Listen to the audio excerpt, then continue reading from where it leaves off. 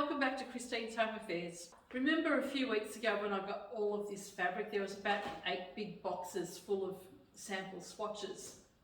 Well, I had the surgery done on my hands the day after I got the fabric, so I've been able to do nothing but unpack the boxes and have a look and see what there was.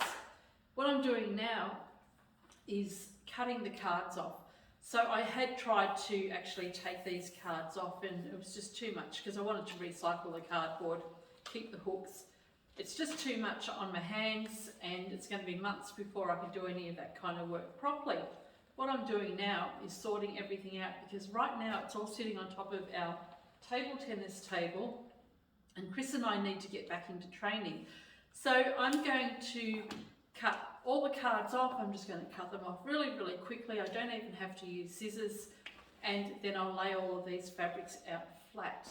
Now the other day I did a really short video showing how I get the adhesive paper off the back of them, and I use a seam ripper and I slide underneath. A couple of viewers actually gave me a great tip to use an iron. So instead of using the seam ripper, I think it might be a cotton backing on the back of this and it's been glued onto all of the pieces of fabric. So all you actually need to do is run the iron along the back of the fabric here and the fabric will peel away really easily. Then any paper pieces that you've got, because on the inside to stabilise them, they've got pieces of paper on there. If it doesn't work with the iron or if you can't iron the fabric because it's too fragile, then you can get your seam ripper and take all the paper off that way. So thank you to those couple of people that actually suggested using the iron instead. I don't know why I didn't think of that. Perhaps because the iron and I aren't good friends. But anyway, this tool here is a good friend of mine. This is it's a round cutter. Well, that's what the tag says anyway. It's an electric cutter. I use this, you know, the 3,000 shopping bags that I've made. I've used one of these because there's no way you can go and cut 3,000 bags just with your scissors or your rotary cutter. Too much on your hands, the reason why I needed my hands done. But one of these tools will actually cut really easily. So I'm going to show you how to use this, and I'm just going to go through and process all of this fabric here, get rid of the cards and sort it all out, put it on tables so that I can go through it when I have some time. Now I have actually been going through and picking out some of these fabrics. I know I'm not supposed to, but I've been picking the fabric out and I've been putting them back together again and making some bags. I'll show you some of the bags that I've actually been making with these swatches. Stick around and I'll process all of this. So let me show you how quickly I can cut through all these layers of fabric with this tool. Originally I was trying not to waste any fabric at all. I wanted to cut as close as I could or use up as much of this fabric as I could on the top layer of the cards. There's so much fabric there, I think it's just being silly trying to save every single scrap.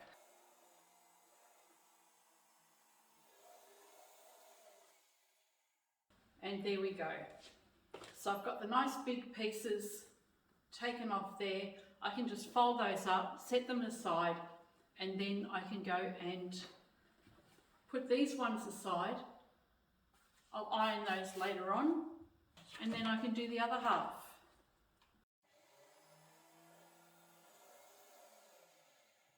And then I'm just going to throw these away. I just want to sew them all up today. What I'm doing here is I'm just going to cut off all the header cards from all of the swatches, and you can see on the tables behind me I'm sorting them out into some kind of an order. So I'm putting the really lightweight flimsy fabrics together, I'm putting solids together, I'm putting the same textures together as well. Coco loves this room as much as we do, and she's always bringing us little balls, big balls, and this is Wilson. You want to get Wilson? Hey. Get it.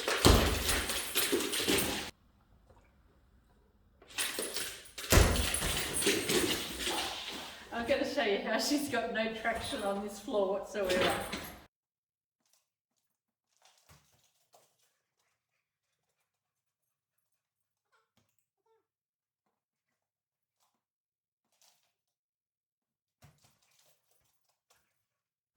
This is one of Coco's favourite games. She absolutely loves coming into this room.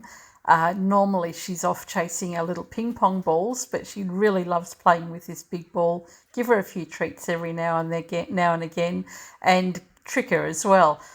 She's pretty keen. She loves this. And we love playing this game with her as well. And she'll keep going until she doesn't want to bring the ball back, and then we know we can have a rest from her. Then I've been away for a few days and come back, and the weather outside is absolutely atrocious. I think we've had about 4 inches of rain in one day alone. We've had lots and lots of floods in our area. So it's a perfect day just to be sitting inside, sawing away at the rest of these fabrics.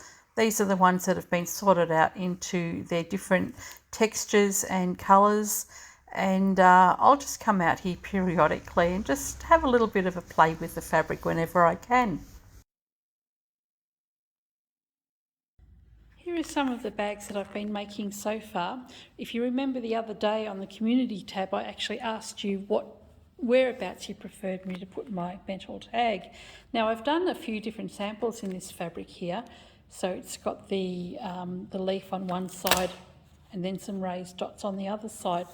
And I gave you some options as to whereabouts to put the metal tag. I did do one. This one was on the left-hand side, which was the biggest option.